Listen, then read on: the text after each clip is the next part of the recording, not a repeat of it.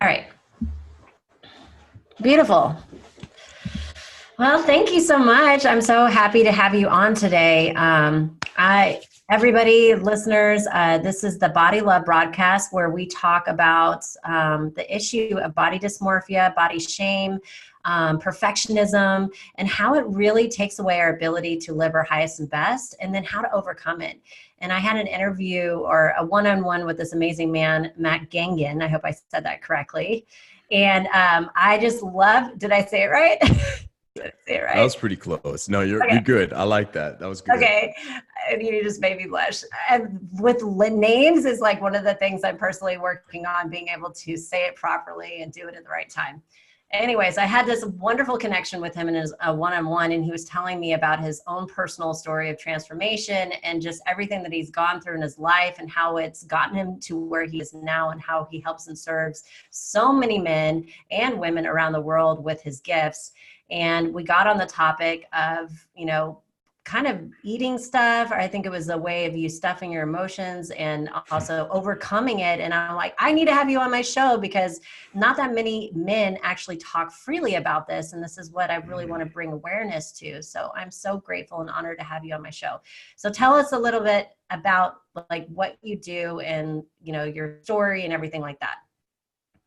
Yeah, instead of what I do, I think it's the most important part is really who I am. And Yeah. what I really stand for is I don't want anyone in this world to feel alone with how they feel. And I believe in the power of our stories. I believe that everyone has a powerful life story. I think the biggest problem is so many people never share it and they minimize it and compare it to somebody else's. The truth is, I think our stories connect all of us, and they give us permission when we share them to give us permission for other people to share theirs too.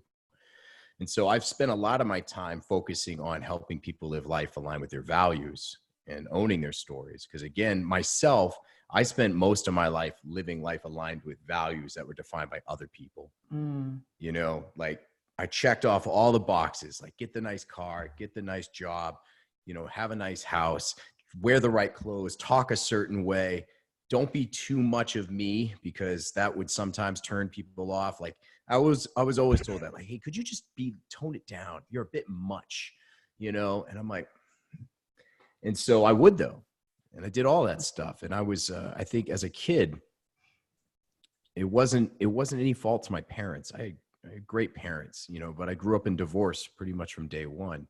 But I was addicted to praise from like the earliest age possible.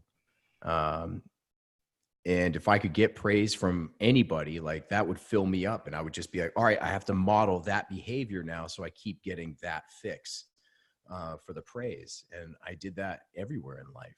So I've had a pretty diverse background, and it's been a wild ride. Like, I was kind of a chubby kid growing up. And then I lost a ton of weight getting into high school, became an athlete. I had to really bust my tail to become.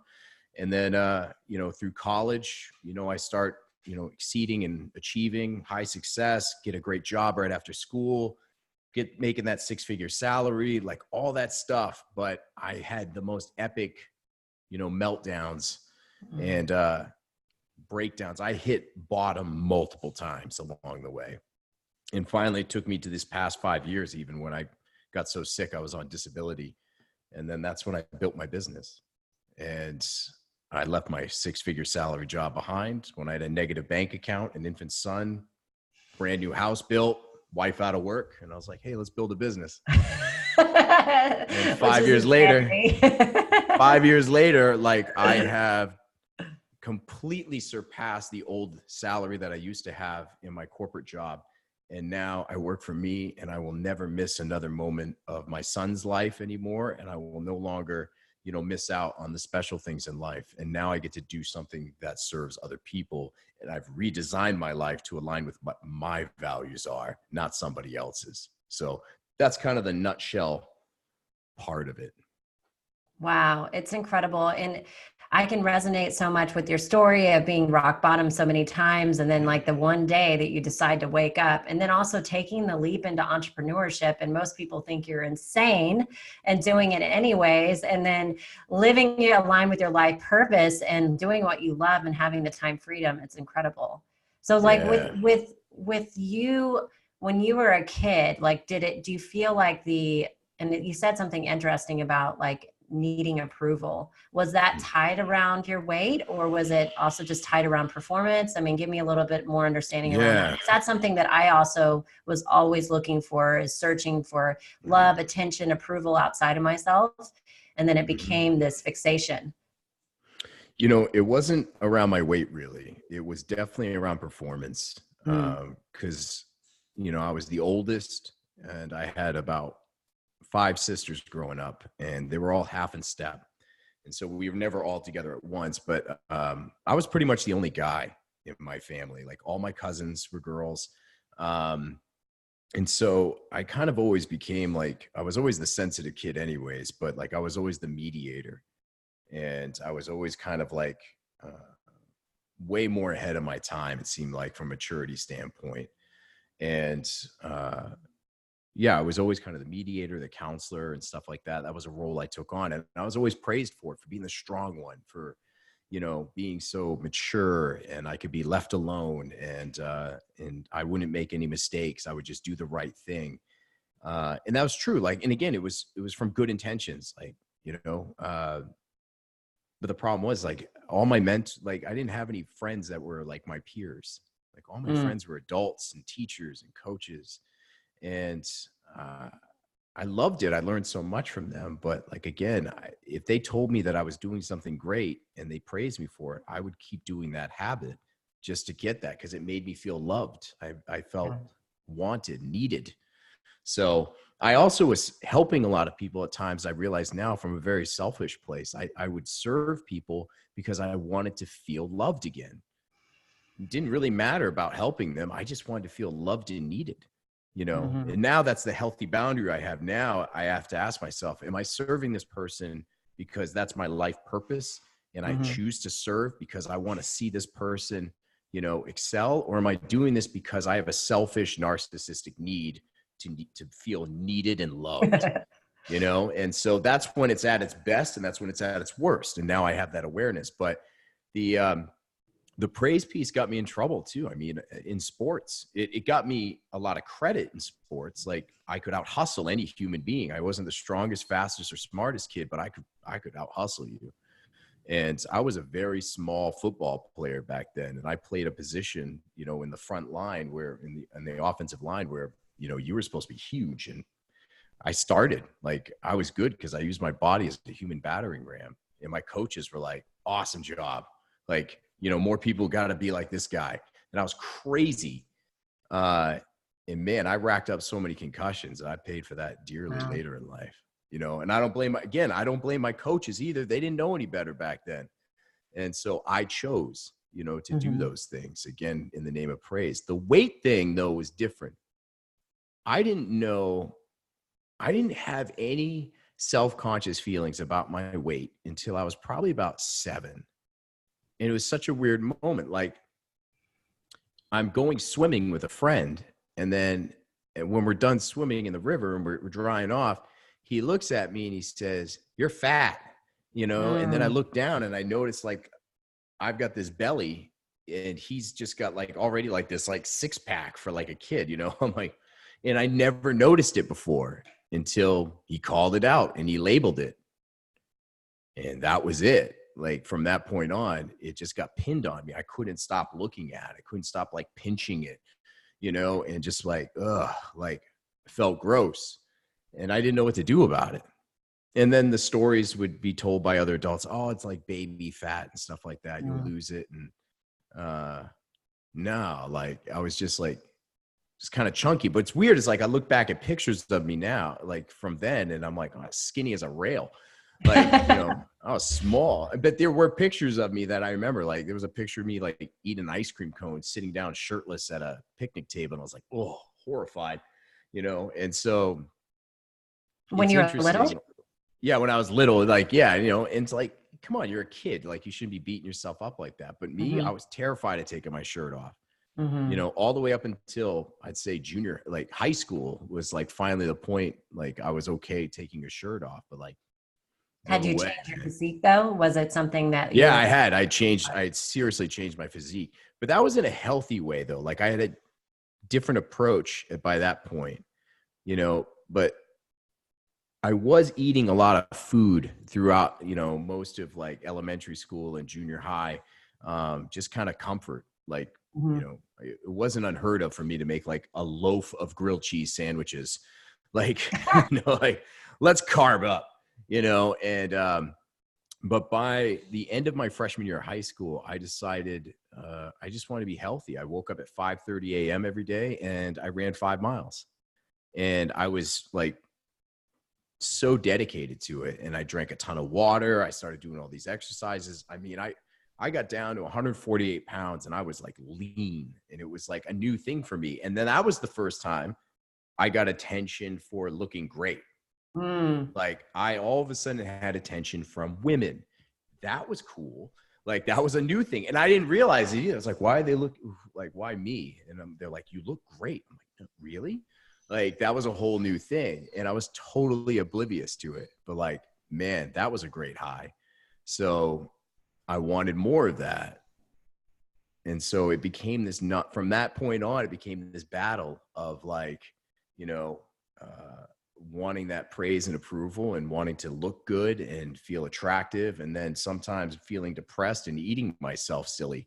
So from that, literally that point on, my weight would fluctuate 20 pounds up, 20 pounds down, depended on the month. You never knew. Like, I always had a different look. But I just wore it like I could get away with it. I could wear my fat well. Like, it just, I gained it evenly throughout my body. And most people would say, hey, you've been working out? I'm like, no, I'm just eating. So I would always love that. Like, people always thought like I was going to the gym, and I was like, you're looking bigger, man. I'm like, no, I just get fat in my arms. Like, but I had like, here's one of the craziest self-conscious things I had. One dude used to call me droopy nips. I hated that. I never share that story, but like, I had like small amount of like breast tissue that I had from like when I was in like junior high, and it never really went away. So I just never felt confident even in shirts. Like, I wore baggy shirts a lot of the time because just, and one kid used to call it, hey, droopy nips. And I was like, son of a bitch. And no matter how much weight I lost, it always kind of looked that way. So it always looked like I was still kind of overweight. And so, yeah, again, a ton of self-conscious feelings. And I never could enjoy being in front of like a mirror. It was just like every day I'm just going to rip myself apart about how I look. So I feel like I'm rambling, but like, No, it's beautiful. it's not a subject I share often. So it's like, I'm unearthing a lot of things that I don't normally talk about. So it's good. I enjoy this. Well, I'm grateful because I mean, everything that you've said, like the 7-year-old child, the self-awareness, that resonates with me 100%. My significant emotional event was 10 years old. And again, I love my family and all the people in my life. They did the best they could with the resources they had. And my father, I think, was trying to help me because I was binge eating on ice cream. And he said, Deb, it looks like you're gaining a little weight. You may be getting fat. And for me, that was the very first time that I even had self-awareness about it. Yeah. And then very shortly after, I started like just modeling profusely after supermodels. And so I did the comparison syndrome, anything that wasn't that, even though it wasn't my physique, like in the insanity of it all is you're comparing pictures that aren't even you, and then picking yourself apart. The things that you don't have, that don't look like what you have, this perfect image of what perfection is. And so that's when my insanity happened. And then it also, even having to like coming it out from a survival point of view, came into play for me more around like 12, 13 years old, because I was struggling in school, and I didn't believe I was smart enough, and I wasn't ever going to be good enough in that area of life. So my intellect was not an area that I could get praise and approval or even success that way in my mind. Of course, I know that's different now. And so the only thing I was getting attention because I was doing all these diets and I was a pretty young woman, and I was getting all this attention. And so I made that like the equivalent, the meaning inside my head that is all that I'm valued at. Yeah. So it became and so the ups and downs and the yo-yo, because I could never hold on to that because it was coming out of necessity. So I'd always sabotage it. Yeah. I created so many weird diets that I thought were just great ideas. Yeah. And I here was the other thing too. I had this relationship with food again here's how praise and food went together. This was really strange. Even though I was this smaller kid now playing football and I had this 150-pound frame, I could out eat everybody I was around. Like when we'd have football team dinners, I'd sit next to these 300-pound guys and I could eat them under the table, and everybody like loved watching it. It was cool. And so it was cool. They're like, holy cow, look at this kid. Like, seriously, like hide your food. And so I kind of loved that attention. Yeah. So again, I would eat until I was like sick because people were like, can he do it? You know, like, will he do it? And like, if someone dared me, I would do it. Like, you know, there was an English class. I remember I ate like 6 Cadbury eggs in like 2 minutes. Did you ever throw up? No, but I thought I was going to die. Like that was a terrible feeling. It was an awful idea, you know, but you're like shitting your pants at school. Yeah, pretty much. I was like, I need to leave. But it happened so fast. The teacher couldn't stop me. He's like, what? Stop doing that. But yeah, I mean, I would do anything for praise, and including like, I was always funny. I was doing shock humor at the time, like just anything to get attention. So yeah, food played a part of that. I remember that. And so I've even caught myself in the past several years sometimes when we go out to eat, like we're going to have barbecue. I'm like, what's the largest thing on the menu? Like, do you have anything that'll get my picture on the wall? Because I love that. Let's do that. You know, if not, let's create something. And that's but like again, literally that was like training you to be a binge eater. Yeah, like competitive eater now. That's more on trend. But yeah, like I was a binge eater in some ways for attention. Like it was a weird thing. So if I wasn't doing it emotionally, I was doing it for attention. And and that's a strange relationship I remember having. And I've caught myself with that with portions before, where I'm like, especially if I'm eating with somebody else, I'm like, I'm going to show you how big my appetite is. Watch. And now they just look at me like, dude, you got cholesterol issues probably. Like, so it's a different dynamic now. But yeah, this whole journey with my weight's been weird. But the diets that I started going through in college were very strange.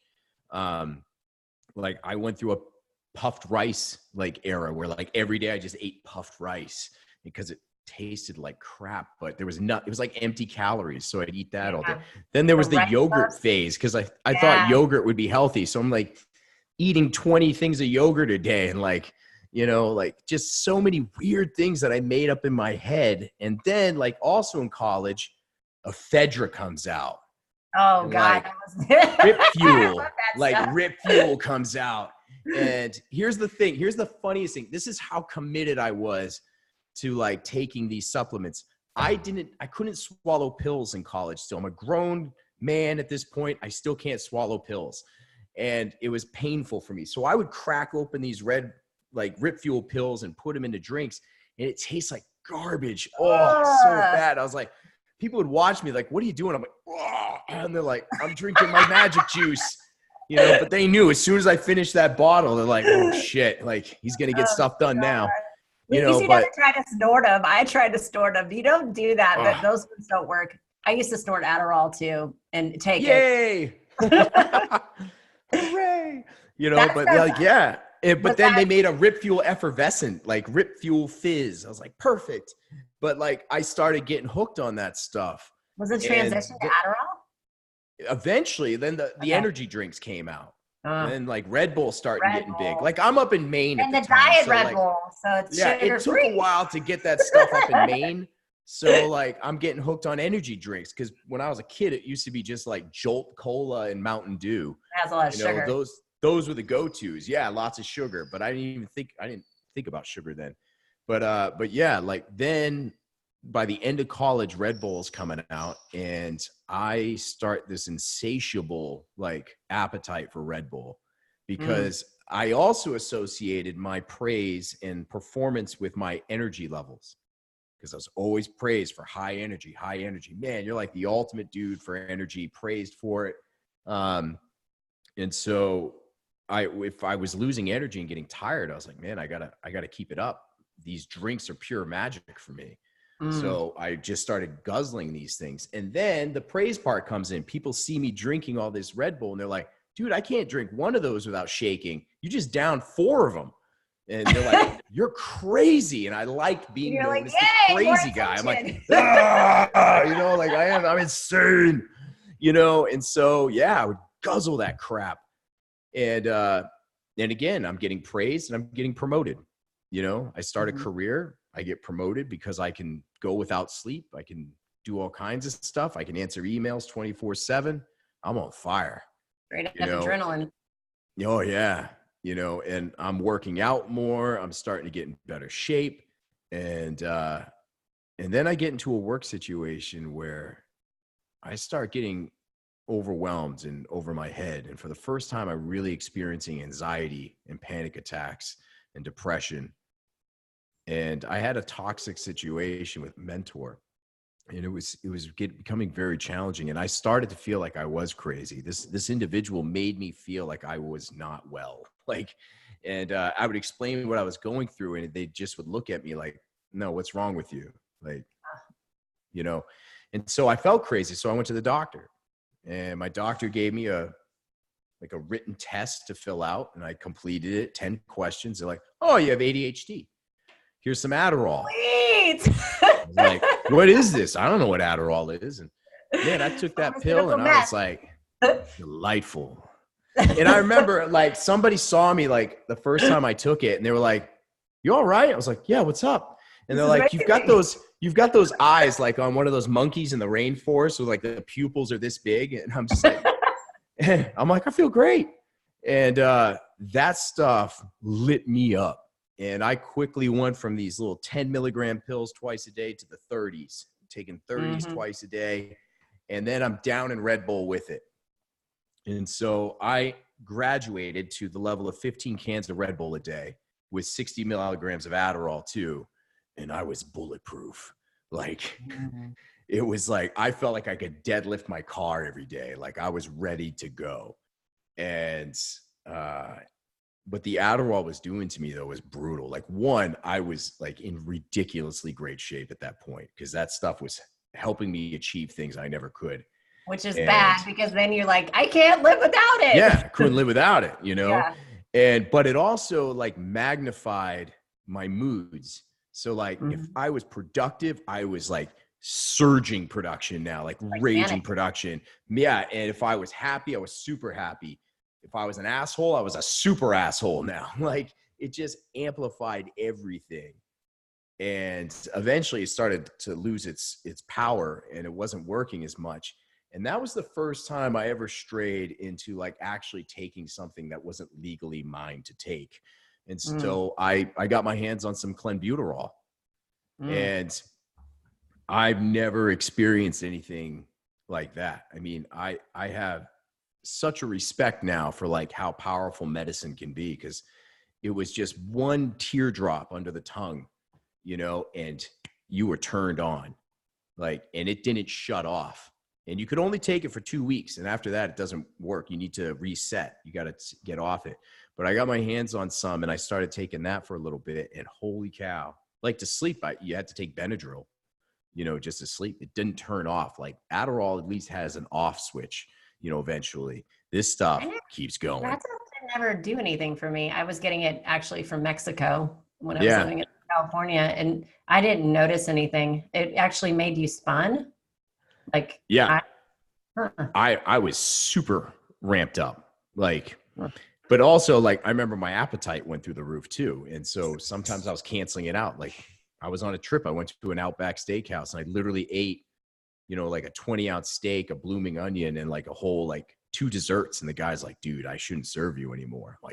I'm starving. And you could still eat and not gain weight. Oh yeah. Really? Yeah, exactly. I wasn't, but I was burning so many calories. I needed it. My body just was couldn't keep up. That was kind of that when I was taking, Oh yeah. So that is what I was taking. It's like a steroid, right? Yeah, it is. Yeah. Okay. So I was Yep. They taking call it that stuff. Clenbuterol. Yep. I was taking it for about a year and actually stopped having my period. And Yeah. my whole facial structure started looking different. It was very interesting. I took it Yeah. again because I thought I was fat and I wanted to put on more muscle, and my voice lowered and it's never come Mm. back. I like my voice the way it is now, though there was definitely a huge difference in my voice from taking it for that. And I never bounced back from it. I don't know if that's the exact thing that might have caused that. It might, because it is a steroid, but not like testosterone or anything like that. This I don't think normally I was, people would use most people would use Clen for cutting and really trimming down. I was taking Um, it a lot though. Like, yeah, all right, maybe that's it too. But like yeah, eventually it will shut off. But either way, like I did it just enough where I was like, nah, this shit's not. I don't want to go down this road.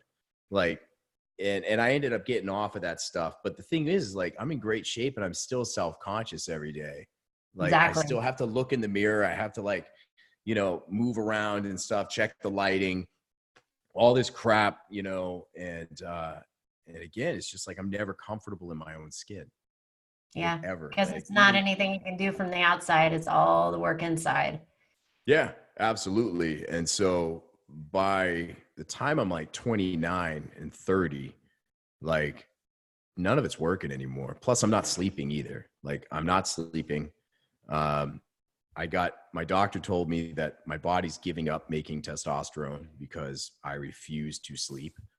And so I'm not producing hormones anymore. Now I start gaining weight, even with the Adderall, I'm gaining weight. I'm eating myself silly every day. Like, I'd stay out late and then I would eat as much garbage as I possibly could. Like, I wasn't a drinker either. I never drank, like never drank, because I was too afraid of getting hooked on alcohol. And instead I got hooked on everything else. And I would be the kind of guy that would go to a hotel for work and hit the mini bar fridge, but I would just eat all the candy in it instead, not the alcohol. I'd wake up with wrappers all around me, and so, yeah, it was just, I kept binging. And so by the time I'm 30, I'm already suicidal because I just feel ugly inside. And there's numerous reasons outside of just eating for that. But, I'm already at this point where it's time, like, I just want to take my own life. And then that fails. And I decide, like, all right, I want to live. And I leave my job, take some time off. And during that time off, man, I slept for the first time in a long time. I also got ridiculously fat. Like, I was 250 pounds.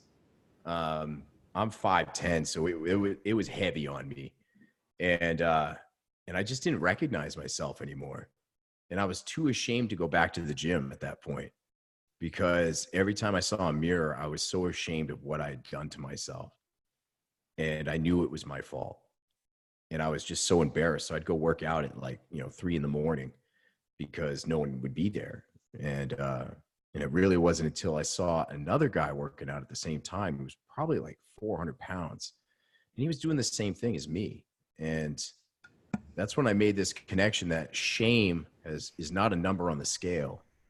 It's about how you feel. And I felt ashamed no matter how much I weighed. So I decided that I no longer gave a shit about what anyone thought and who was watching me. I was going to bring my journey to the light. And I was always inspired by comeback stories. I love movies like Rudy and Rocky, all that stuff. And I was like, well, why can't I write my own? Like, why can't I be a comeback? And so I just started working out for me and nobody else. And that felt good. That felt real good. And I lost, like, all the weight, and I started getting in shape again, and I started feeling better, and I started eating better. And yeah, I was getting praise for how I looked, but it wasn't impacting me the way it was in the past. It just was like a thank you kind of thing. I was able to receive it and say thank you. But the one thing that was still bugging me, though, was just the way my chest looked. I didn't like it. Like, it would drive me crazy. That teasing and stuff about having droopy nips and all that. Like, I didn't like the way I looked in shirts. Bugged me. And so I've never shared it publicly ever, actually. But I ended up having the breast tissue removed. Like when I was about 31, I had surgery to have it removed. I've never shared that before actually publicly, but,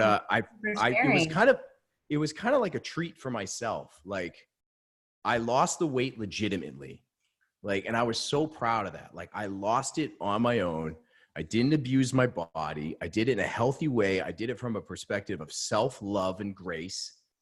And I got to this point where I was like, you know what? There's no shame in this. Like, I'm going to do this. I did all the hard work to here. I'm getting this stuff removed from me. And I did, I got the tissue removed, and man, I love the way I look in shirts now. It's great. So, but either way, it was for me. Because it's like, it's huge. My puppy is driving me crazy.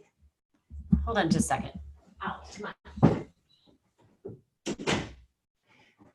I love that you shared that, because this is another topic that I want to talk about on this Body Love broadcast. It's like pro plastic surgery or not, and it's not, for me, it's not one way, it's not black and white. And I love the fact that you said that you did the work on the inside, you accepted yourself, you let go of the shame, you worked on yourself and got your body in a healthy way versus coming from necessity and scarcity.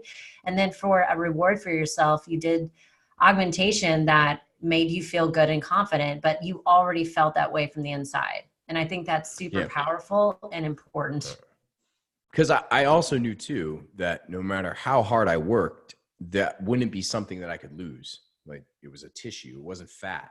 And so I was like, all right, well, like I'm going to do this, and yeah, I felt very good about it, but it wasn't something I felt proud of sharing, because I felt some shame in sharing that, but it was just for me. And honestly, it wasn't anybody's damn business.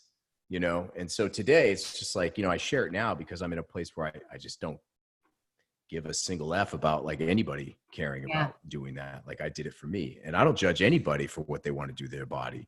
Like, look, if you want to do that and it's for you, great. Good for you. Who the hell I'm not qualified to judge you. There's no a-hole on this planet that is. So, if you're going to do that for you and you do it from a place of self-love, then that's great. I did it for self-love. And so, yeah, it was a really cool like comeback and starting to feel healthy in life. But look, I fell again though. Like I fell pretty hard again. I got a new job. I got recruited by Under Armour. And by the time I got recruited by them, well, actually I had had the surgery just as I was recruited by them. So I had been losing the weight when I started there because, when you work for a fitness company, you kind of want to look the part. And so like, I remember the first couple of months I was with Under Armour, I was still a pretty pudgy dude, and they're putting me in all this like tight fitting clothing. And I'm like, oh shit, this has to change. Like I can't. I remember seeing the first pictures of me in that company. I was like, ugh. And, but yeah, I started the journey there, and I quickly was losing the weight, and I had the surgery within the first several months of being at Under Armour. But after a while, I'm back in that routine of traveling 25 nights a month again, nonstop. I get back into energy drinks again. I'd been off Adderall for a couple years. I'd stopped taking it. And then I convinced myself I needed to go back on it by saying my focus is all over the place. And that's true, but I really wanted it to lose the weight. And I got back into bad habits again. Yeah. I quickly fell back. And, the shame would kick in, and then I'd beat the shit out of myself for it. And then I'd lose the weight again, and then I'd eat more. And like, it was just up and down, up and down, up and down constantly, especially during the winter months. I had like a seasonal depression kind of thing. And I just eat like crazy in the winter. Yeah. And I love that you're sharing that, even though that you work through it and you got the learnings, and that it's okay to fall off the wagon. Cause my own personal experience the same way. I fell off the wagon many, many times. And I'm not going to say that like I haven't, like I took photos today for this, it's called the perfect headshot. And I've worked through a lot of perfectionism with the way that my face looks and different sides of my face, and sitting there today, taking photos with having bright lights right in front of you, and then being able to zoom it out to where it's like literally this big of your face. At first, It was awesome because I was doing the personal growth and the development real time and actually like working through it. I'm like, oh my gosh. I at first I was like, and then I was working through it. Like I choose to love and respect every inch of myself. And I think it's important for people to know that it's a lifelong journey. You know, we're going to grow and transform. And it's almost like a staircase that we see the same thing from a higher level and a different point of view. Yeah. Absolutely. And so, there was multiple times of rising and falling. And, now like the big issue ended up becoming was that, I was getting sicker. Like my health was declining fairly quickly and I didn't know why. And so, 2013, my son's born and that's a pretty badass event. There was a lot of chaos around it, but it was really cool. And then a month later, my dad dies. At the age of 61. And, I'd lost my best friend pretty much in the whole world when he passed. And, but he was not a healthy dude. Like, he was a bigger guy than me. He was, overweight. He had his own health complications. He had sleep apnea and stuff. And, he died instantly, basically like a heart attack. And so I had some wake up calls, but I was struggling with my own, like, no matter what I was doing, I wasn't losing weight and I wasn't gaining muscle anymore. And so I started going to the doctors and asking all these questions. And then I also noticed that some of my skill sets that I used to be so talented with were starting to slip away, like conflict management. Like I was the pro at my job of like, give me the most difficult customer services you have. I got them. I love that stuff. Put me in the high pressure situations. I got it. All of a sudden one day it's like I couldn't be in them. Like if there was a high pressure situation, I'd either turn like Hulk angry or I'd start sobbing and crying and I couldn't control it. I couldn't stay awake. I was falling asleep constantly, no matter how much caffeine I had. And you're losing an identity at that point. Oh yeah, I'm totally losing an identity now. and my bosses, like my supervisor, were calling it out too. They're like, where'd the person go that we hired? Like, what's wrong with you? They were mad. They thought I was lazy. They thought I was underperforming. I was in trouble. Like I was starting to slip and I was like, and I couldn't answer it. They were like, what's going on with you? I'm like, I don't know. Like it looked invisible though, because I still looked like an athlete. I still looked healthy, but I was struggling. And so by that point though, I'd started making a transition in life where I realized, in 2014 that I no longer wanted this career that I was in the retail industry. And so I started pursuing coaching for the first time. And I had heard about it from another person and realized that this was an actual industry and it connected with my life purpose and my values that I'd rediscovered several years prior of wanting to serve other people. And that was the only thing I loved about my retail gig, was just being able to serve others and build great teams. And the result of that was we made a lot of money. So that was cool. But I just wanted to help people, and especially with the journey that I'd worked through in life and that feeling of like always feeling like I was alone with my problems and that I could never survive the things that I'd been through, and realizing that I could. I was like, man, I want to help other people with that stuff. So I signed up for, a year-long coaching program that was way more money than I could ever afford.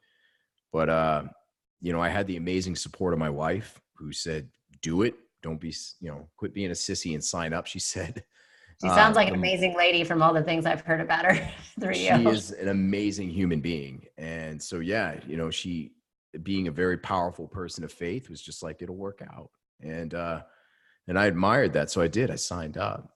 And that was the very first time. Like, I remember when I went to that coaching class, the first weekend class we were going to have, and feeling scared about going to it. And the scared feeling was like, what if we're not good at this? This is what we feel like we're meant to do. What if we're not good at it? And I realized that was such a cool feeling. I hadn't felt scared in a while. And that fear told me that this must mean something to me, that it's important. And I was like, all right, I'm on the right track. I'm going to lean into this fear and I'm going to lean into this direction. And so, the first time I went into that class and I sat down, I realized I was around my people. Like, I was home. I didn't know any of them, but I all knew we were in that room to serve other people. And I was like, I'm home. And that was also the first time where I felt like an A student, because it wasn't my hustle anymore that was, helping me succeed. It was actually like an actual gift with intuition and serving. The sensitivity that I had as a kid, you know, that got me bullied so much, it made people thought I was weird for, was now my superpower. Right. You know? So it wasn't ever about reinventing myself. It was about rediscovering. It was pretty amazing. And so, yeah, I was home. And within the first 15 like minutes of class, that first class, the two facilitators come out and say, who wants to be coached in front of everybody here and experience coaching? And I'm like, I'm in. I'm spending way too much money on this. I've got skin in the game. I don't want to waste a moment. So I get up there and they start coaching me. And I don't know what to expect. But all I do know is I went deep. Like I put everything out on the table, what I was going through. And like, I'm crying, the coach is crying, like, and I'm angry at points. Like it was just like a good 15-minute session together. And then by the time it was over, like, man, I'm wiped. And they're like, let's take a break. And so everyone takes a break and I'm grabbing some water and both facilitators come up to me and they were like, look, man, do you have any idea what you just did? And I was like, no. They were like, you went so deep. Like you gave everyone permission in this class to do the same. Like that doesn't normally happen until the end of day 2. And she's like, you did it within the first 15 minutes of day 1. This is going to be a great weekend. And that told me the power of story right there.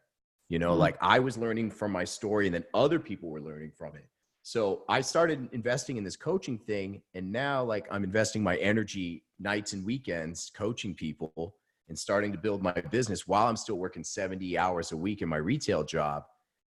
But this time I'm not doing it for the praise anymore and the performance. Like I'm doing it for purpose. Like, cause before my performance in my career defined my value, you know, the raises and the promotions. Nah, this coaching thing, that was worth the extra energy because it was going to get me off a hamster wheel on this side of my life. And it was doing it for purpose, not performance. And so, but again, I'm working through illness. And by the time 2015 hits April, I'm toast. Like I found out I had Addison's disease. My body stopped making adrenaline. It just gave up. It gave up making adrenaline and cortisol, your stress hormones. So a normal human being under a physical or emotional stress will go into fight or flight. And my body would go into shock and then adrenal crisis and then potentially a coma, or you could die if you didn't get hydrocortisone steroids in you pretty quickly. And that was what was creating so much havoc on my body with the highs and lows, with the rage and then the crying. But the thing was, I couldn't maintain the anger. Like if I got super angry, I would collapse within a minute. Couldn't maintain it. So again, it's invisible. I'm working through that. I developed narcolepsy. That's why I'm falling asleep all the time. I had this muscle weakness illness called cataplexy. And then I was developing seizures, like muscle spasm, like seizures. It was a weird thing. And then they said, you know, we think you have a traumatic brain injury from all your concussions. And that was when I quit my job. Like I quit my job. I went on medical leave. I called HR and I remember being in the parking lot of the doctor's office and I picked up the phone and it was like slow motion. When I called HR, I said, I'm not coming in next week. I'm going on medical leave.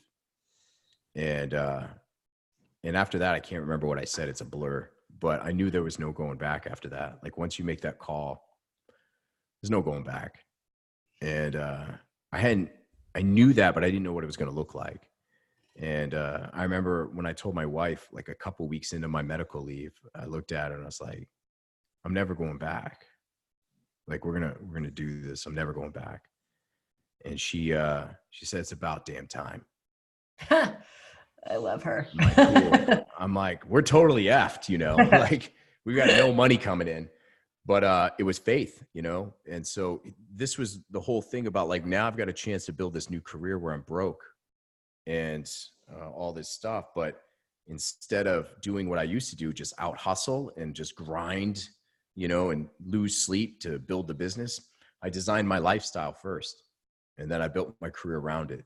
And that lifestyle now involved nutrition, fitness, inner circle of friends, you know, good sleep, you know, like I had to invest in that stuff because my health was terrible. Like So I had to control what I can control. So what ended up happening around nutrition was this, is like, I was still struggling up and down with my body, and how I was feeling with that. And what was really discouraging was I couldn't control it sometimes now because hormones were messing with me.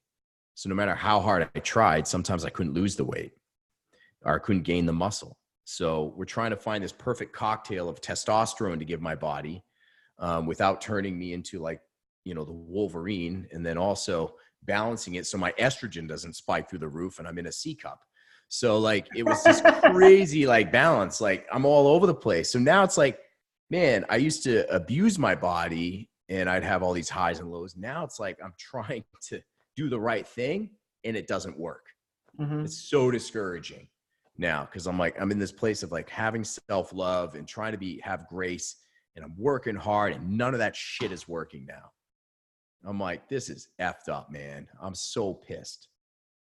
But after a lot of persistence, we started finding the way. And I think it taught me a valuable lesson. I needed it to happen to me because I needed to learn how to slow down. I needed to learn how to be resourceful in other areas of my life and stop just relying on out hustling people. Like, for the first time in my life, I had to actually own the fact that I was smart.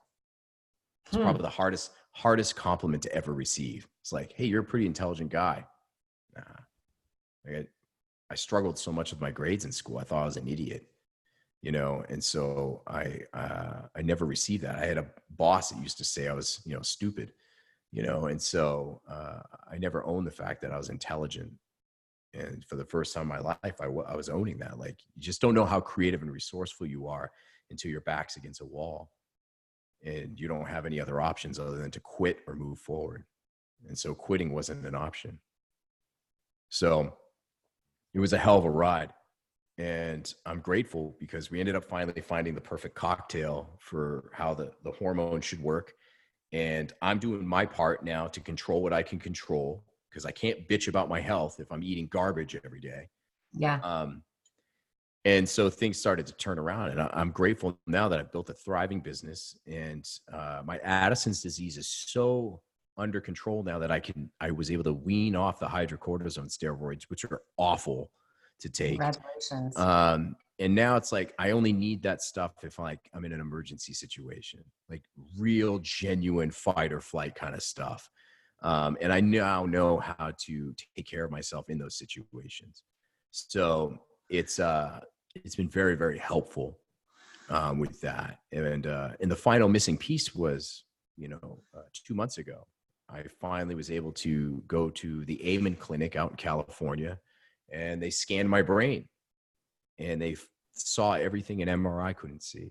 They saw all the damage, and they saw the areas of my brain that were the damage that was causing the specific issues I was having, like obsessive thoughts, addictive behaviors, impulse control. Like, it was all alive and showing up in my head. The ADHD, the seizures, everything went back to the brain, and gut health too. Yeah. How the gut health impacted the brain. And I had been toying with keto off and on. And all I knew was I liked, being on a keto lifestyle. It felt good. I felt healthier, and everybody said like, that's not good for you. I was like, I feel good though.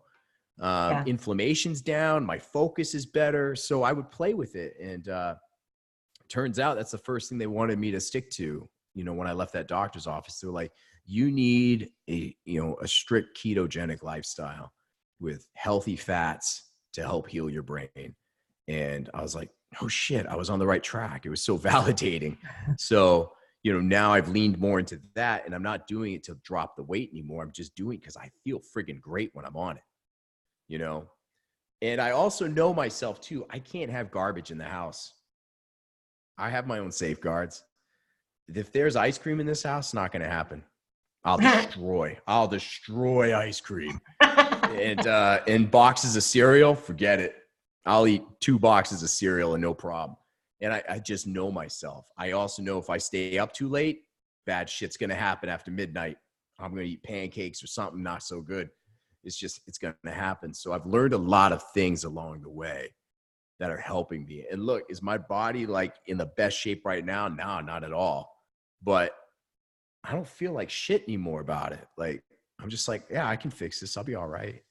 Like I can turn this thing around, but I'm like, I'm not beating myself up anymore, you know? And it's amazing how much I just don't care what other people think anymore. I just care about how I feel. And I'm so grateful that I'm just Get to that alive. place. What would your recommendation be for how to get to that place Hmm. without having to go through what you went through? That's the No, best. everyone should go through that. I recommend it. I mean, from your experience to work with, you know, because I'm grabbing data from the greatest minds, and I want to know what, from your opinion, how can people get to the place where they just don't care what other people think? They love and respect and honor other people's opinions, and they don't need it to validate their existence. Yeah, that's huge. One of the most powerful things that I did was I changed my circle of friends. Mm. And that's the thing about living life aligned with your values. The day you choose to take your mask off, which has been made up of the values defined by other people, not everybody's going to be happy for you with the way you look now, with your new values, the values that have always been who you are. They don't like it. They're not going to be attracted because they were attracted to the mask you were wearing. So I can't even be mad at the people that, Yeah. you know, wanted to leave or that didn't like the way I looked. I'm like, look, they were attracted to what I was showing. Cool. Now I've taken it off. They don't like it. It stings. It hurts, you know, but they were becoming toxic to me. And here's the honest truth. I was toxic to them. So what's the point of hanging on to that? So I let go of some relationships, quite a few, and I rebuilt my inner circle with people that aligned with my values and loved me for who I am and would support me even if they didn't understand what I was going through. That was a massive game changer. Massive game changer. And for me also, faith was a big one too. You know, and I'm not here to preach about what you should believe in, but I will say the power of believing in something bigger than yourself is an amazing feeling. And that helps me through a lot of stuff because there was just too many things that happened along the way that I just couldn't take credit for. You know, I should have lost my house after being 6 months behind in my mortgage, but I didn't. Like, I shouldn't have been able to build this business with no money, but I did. And I can't take credit for all of that. Like, there had to be certain things that happened along the way that were just way outside of my control. So, you know, inner circle of friends, 1, 2, like believing in something bigger than yourself. And the third one that I really, I just lost the thought on that, but I know there was a third one that was super important. But, you know, just also understanding how creative and resourceful you are is also amazing. Like knowing that you are capable of more. And I just never realized that until I was held in that position. Because the ugly truth was during that time period when I got sick, I wanted to be rescued. I was tired. I wanted to tap out. I wanted someone to rescue me. I was like, just please, I don't want to do this work anymore. Like, just somebody save me. And I was pissed when nobody would. I was pissed when I knew people who had the resources to do it wouldn't. I was like, you serious? You can't. I just wanted to be rescued. And that's when I knew I had real friends in my life because they wouldn't rescue me. That's not what good friends do. You know, they wouldn't rescue me. They were there for me. I knew that if I was really drowning, they would have done something, but they knew that I was still going to be okay. And so they didn't rescue me. They were just there for me. They didn't leave my side. And that's when I had to tap into my own greatness and my own brilliance. So yeah, there's nothing more powerful than surrounding yourself with great people. Yeah, I really believe absolutely.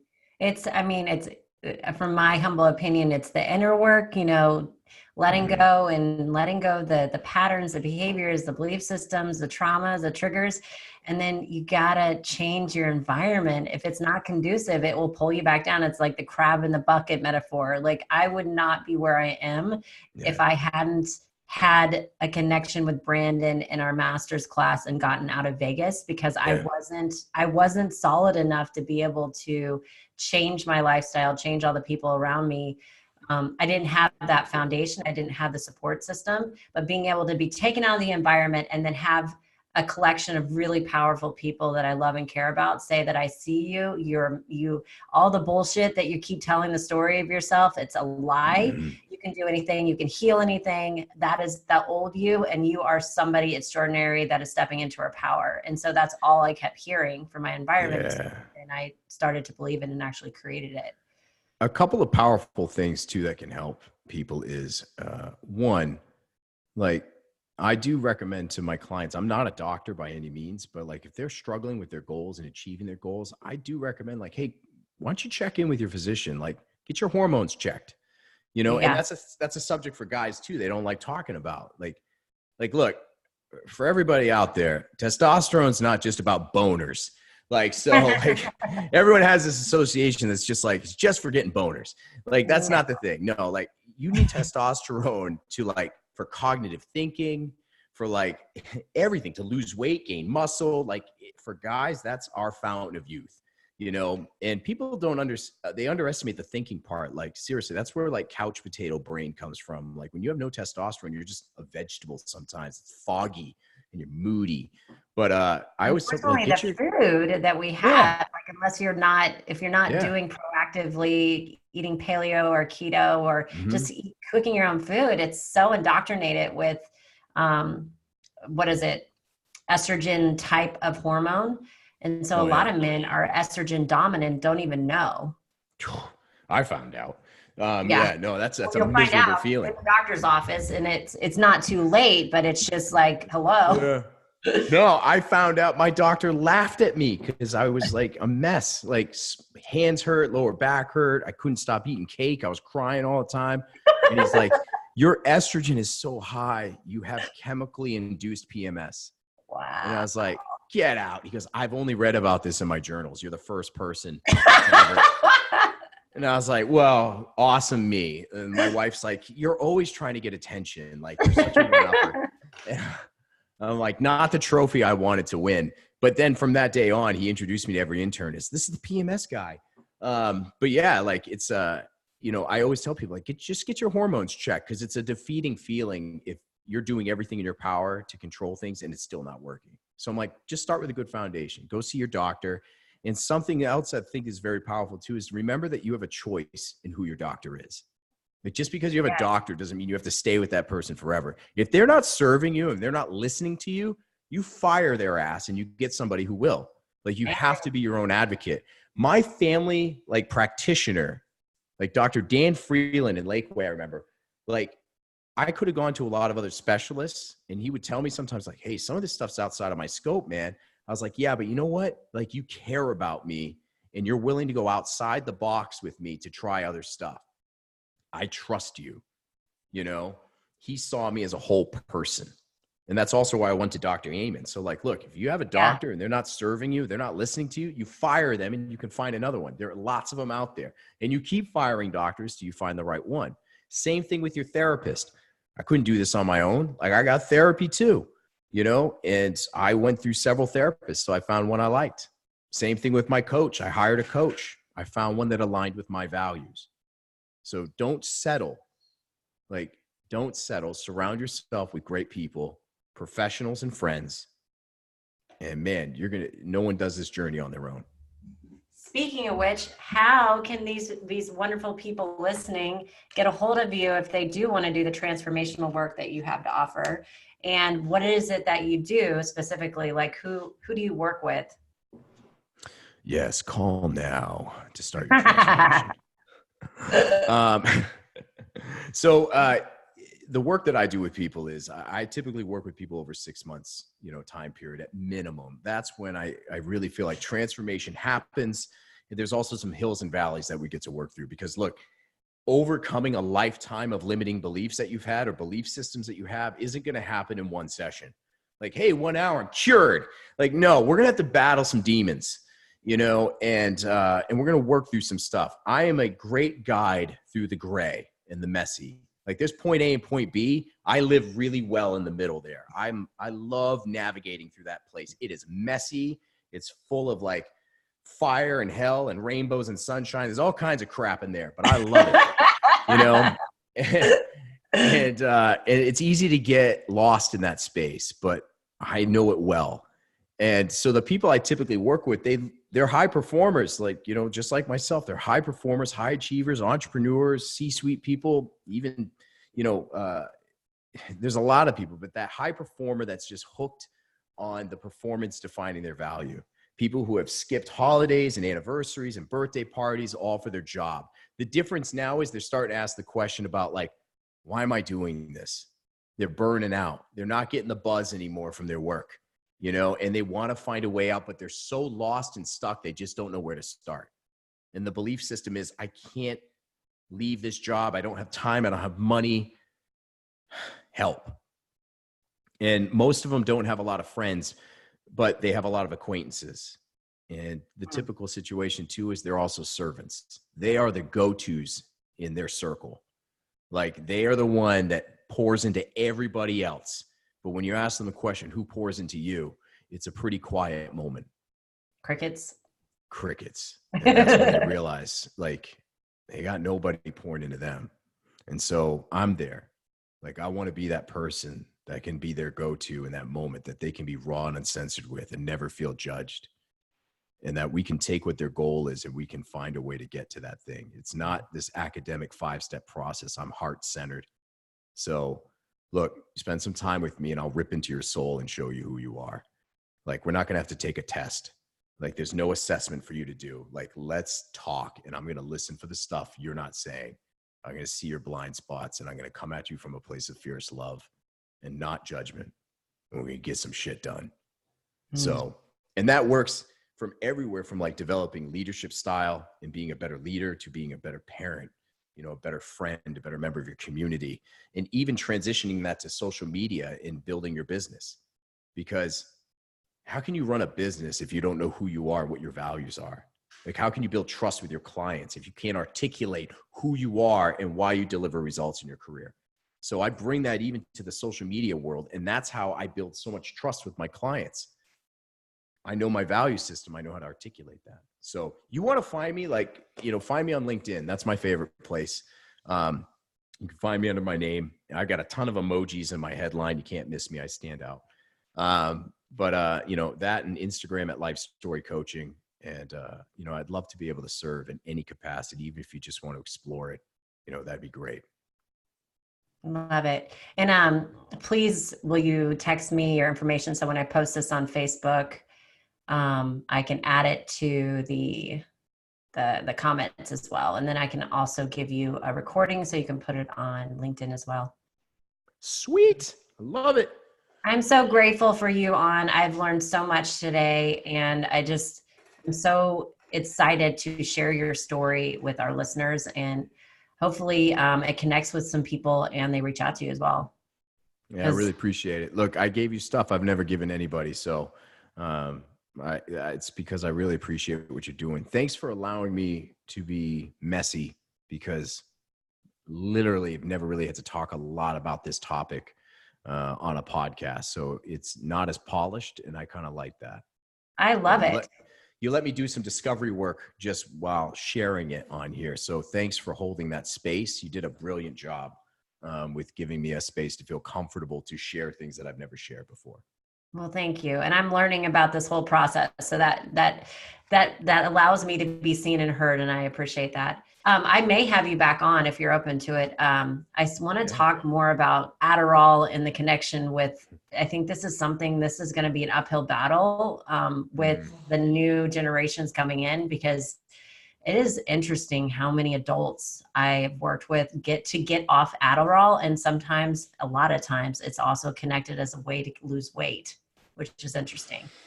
Yeah. And it's also, I know I have a threshold of 2 years. Like, if I take Adderall for 2 years, by the end of year 2, I'm grumpy and I have insane suicidal thoughts. Like, it goes negative for me. And the work that my doctor did, Dr. Amen, said he could tell by my type of ADHD that Adderall would be toxic for me. Like, no, Adderall is not going to be good for you. And they put me on Provigil instead. And Provigil's off-label for ADHD right now. It's not FDA approved for ADHD. It's approved for narcolepsy. So my win was I have narcolepsy also. So I could get it and still have it covered. But like Provigil, like even with insurance, is like $500 for a month. Wow. Like, and so luckily I have one of those good RX cards and I got it for $28 without using my insurance. It's so weird. Like, you know, this free card, I found it for $28 for a month's supply, but they were able to figure out like Provigil will be way better for you to help you manage your ADHD while you're trying to focus on developing a healthier lifestyle. And it will give you the energy you need to stay awake from the narcolepsy. And it won't make you feel as cracked out. And so, yeah, I love it. That stuff's been great. And I don't feel like I'm losing my mind on it. So yeah, it's there's nuts. a time and a place for it. I look forward that I can get to a place where I'm not going to need it anymore. But right now it's helping me. So, but yeah, I'm happy to talk anytime. This was a blast. Well, thank you so much. And I will have you back on because I know there's some other juicy topics that we could dive in even more. And I would love to hear some of the rabbit holes we can go into with your mind. Yeah, I like the messiness and I like the realness and raw. That's one of the things that originally just connected and attracted me to you is that you're willing to dive in deep and speak your truth and go there with people in such an intense, powerful way. So thank you. Appreciate you. I'll send you contact info through Facebook Messenger and sounds good. And get you taken care of. But, and yeah, when you launch it, I'll be happy to share this and tag you on all the social media platforms and just do whatever we can to send you some more press. Beautiful. Thank you so much. All right. Take it easy. My dog's jumping on me. That's why. Have a good one. Bye-bye. Bye.